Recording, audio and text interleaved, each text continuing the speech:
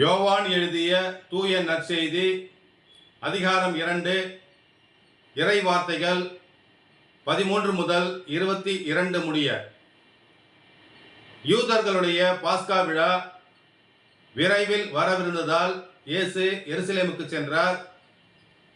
கோவிலில் ஆடு மாடு புறா விற்போரையும் அங்கே உட்கார்ந்திருந்த நாணயம் மாற்றுவோரையும் கண்டார். அப்பொழுது கயிறுகளால் ஒரு சாட்டை பின்னி அவர்கள் எல்லாரையும் கோவிலிலிருந்து துரத்தினார்.